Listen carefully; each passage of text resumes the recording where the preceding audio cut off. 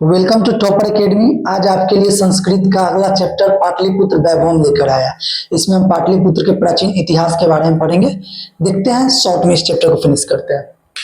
First line है, बिहार राज्यस्य राजधानी नगरम पाटलिपुत्रम सर्वेषु कालेषु महत्वम धारयत्। बिहार राज्य की राजधानी नगर पाटलिपुत्र सभी कालों में महत्व को धारण किए हुए अस्य इतिहास सार्ध सहस्त्र द्वय वर्ष परिमित वर्तते। इसका इतिहास, सहस्त्र मतलब होता है हजार, द्वय मतलब दो यानी कि 2000 और सार्ध मतलब आधा यानी कि 2500 वर्ष पुराना है। नेक्स्ट है, वैदेशिका यात्रिना मेगा अस्तिनिज फाह्यान हुएन्सांग इत्सिन प्रवृत्य पाटलिपुत्रस्य वर्णनम स्व स्व संस्मरण ग्रंथेषु चक्रु। कर वैद विदेशी यात्री मेगास्थनी जो चंद्रगुप्त मौर्य के काल में आए थे, फाह्यान जो चंद्रगुप्त द्वितीय के काल में आए थे, हुएन्सांग जो हर्षवर्धन के शासन काल में आए थे, इत्सिंग इत्यादि पाटलिपुत्र का वर्णन अपने अपने ग्रंथों में करते हैं। नेक्स्ट लाइन है, दामोदर गुप्त नाम कवि कुटनीम ताख्य काव्य कथ्यते। कुटनीम ताख्य काव्य जो है किसने रचा है? दामोदर गुप्त। दामोदर गुप्त कुटनीम ताख्य जो काव्य है उसी में इस पाटलिपुत्र का रचना करते हैं। एग्जाम में क्वेश्चन बनेगा कि दामोदर गुप्त की रचना कौन सी है, तो कुटनीम ताख्य। नेक्स्ट है, अस्ति महित तिलकम सरस्वती कुल गृहम महानगरम। कह रहा है कि यह मही मतलब होता है पृथ्वी, तिलक, यह पृथ्वी का तिलक सरस्वती का कुल गृह महानगर है। पटना जो है पृथ्वी की तिलक और सरस्वती का गृह, विद्या का घर रहा है। नामना पाटलिपुत्रम परिभूत पुरंदरस्य स्थानम। कह रहा है और पाटलिपुत्र जो है इंद्रलोक की तुलना किससे की गई है? पाटलिपुत्र की। बहुत बड़ी बात कह दे, इंद्रलोक की तुलना किससे की गई है? पाटलिपुत्र से की। नेक्स्ट लाइन है, इतिहास श्रूयते यत् गंगायस्तीरे बुद्ध काले पाटलिग्राम स्थित आसीत्। कर इतिहास में सुना जाता है या सुना गया है कि यह गंगायस्तीरे, गंगा के तीर पे यानी कि गंगा के किनारे बुद्ध काल में पाटलिग्राम नाम से स्थित था। यत्र च भगवान बुद्ध बहुकृत्वा समागत। यहाँ भगवान बुद्ध बहुत बार आए, अपना समागम किए। तेन कथित मासित यद ग्रामो अयम महानगरम भविष्यति। उन्होंने कहा कि यह ग्राम जो है महानगर होगा, किंतु कलहस्य अग्निदाहस्य जलपुरस्य च भयात सर्वदा क्रांता भविष्यति। किंतु यह जो पाटलिपुत्र नगर है कलह से, अग्नि के दाह से और जलपुर से, जल के बहाव से हमेशा भयभीत रहेगा, भयभीत होगा।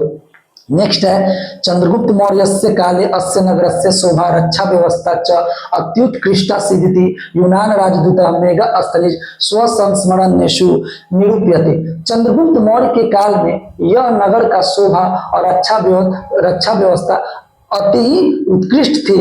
यूनान के राजदूत मेगा अस्तनिज अपने अपने ग्रंथ में इसका निरूपण करते हैं। नेक्स्ट है, अस्य नगरस्य वैभवम प्रियदर्शिनी अशोकस्य समय सूत्रा समृद्धम। और इस नगर का वैभव जो प्रियदर्शिनी यानी कि प्रियदर्शिनी खूब सुंदर, अशोक के समय में और समृद्ध हो गया।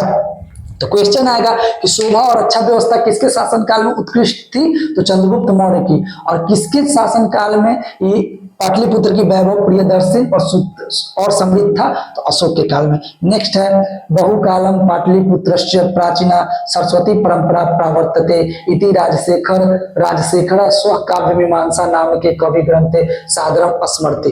कह रहा है बहुत से काल में पाटलिपुत्र जो है प्राचीन सरस्वती यानी कि विद्या के लिए जानी जाती थी। इति राजशेखर स्व काव्य मीमांसा नामक कवि ग्रंथ साधन स्मृति।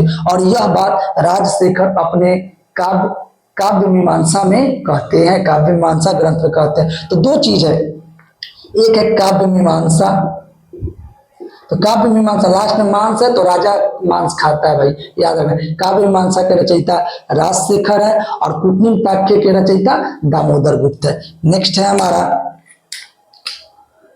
पाटलिपुत्र मिति शब्दों अपि पाटल पुष्पानाम पुतलिका रचना माश्रित्य प्रचलित। कह रहा है पाटलिपुत्र जो शब्द है पुतलिका रचना में पाटल पुष्प से बना है। तो पाटलिपुत्र शब्द की उत्पत्ति पाटल नामक एक पुष्प से हुआ है। नेक्स्ट है शरत काले नगरे अस्मिन कौमुदी महोत्सव इति महान समारोह गुप्त वंश शासन काले अति प्रचलित। कह रहा है कि शरत काल में यानी कि इस ठंडे के दिन में शरत काल में इस नगर में कौमुदी महोत्सव मनाया जाता था।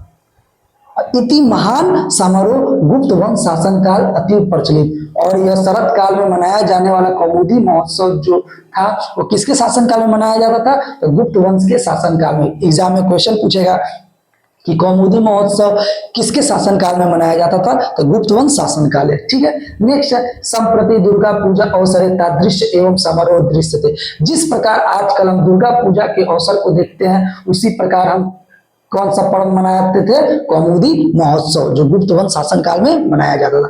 नेक्स्ट है नगर मिदम मध्यकाले एवं पटनेति नामना प्रसिद्धम गात। कह रहा है कि मध्यकाल में यह नगर पटना के नाम से प्रसिद्ध हुआ। अयम च शब्द पतनमिति शब्दात निर्गत। और यह शब्द जो है किस शब्द से बना है? पटनमित पतन, पतन शब्द से पटना शब्द का निर्गत हुआ, पटना शब्द का निर्माण हुआ। नेक्स्ट है नगरस्य पालिका देवी पटन देवी अद्यपि पूजते। नगर की पालिका देवी यानी कि रक्षा करने वाली देवी कौन थी? किसकी पूजा होती थी? पटन देवी की। जो हर जिला में अलग अलग देवी होती है, जैसे पूर्णिया में पूरन देवी है, इसलिए पटना की पालिका देवी कौन थी? पटन देवी। नेक्स्ट है अस्य उत्तरस्याम दिशि गंगा नदी प्रवहती। इसके उत्तर दिशा में गंगा नदी प्रवाहित होती है। पाटलिपुत्रा के उत्तर दिशा में गंगा नदी प्रवाहित होती है। अब क्वेश्चन पूछ देगा गंगा नदी के किस दिशा में पाटलिपुत्रा है? तो भाई देखेंगे पाटलिपुत्र के उत्तर में गंगा है, पाटलिपुत्र के उत्तर में गंगा, तो गंगा नदी के किस दिशा में पाटलिपुत्र? दक्षिण में पाटलिपुत्र है। और अंतिम लाइन है नगरे अस्मिन उत्कृष्ट। इस नगर में उत्कृष्ट संग्रहालय, उच्च न्यायालय, पटना उच्च न्यायालय जिसकी स्थापना 1916 में हुई थी, सचिवालय, गोल गृहम की स्थापना 1782 ईस्वी में जॉन गास्टिन 1784 ईस्वी में जॉन गास्टिन द्वारा किया गया था, जो 1786 ईस्वी में पूर्ण रूप से बनकर तैयार हुआ। तारामंडलम जैविक उद्यान जिसे आज का हम पटना का चिड़ियाघर कहते हैं, मौर्यकालिक अवशेष इत्यादि दर्शनीय संति। और दर्शन स्थल के रूप में इस नगर में कौन कौन सा है? संग्रहालय, उच्च न्यायालय, सचिवालय, गोलगृहम, तारामंडल, जैविक उद्यानम, मौर्यकाल के अवशेष इत्यादि। तो इस प्रकार से यह चैप्टर हमारा समाप्त हुआ। Thank you. हम लोग मिलते हैं अगले चैप्टर की ओर।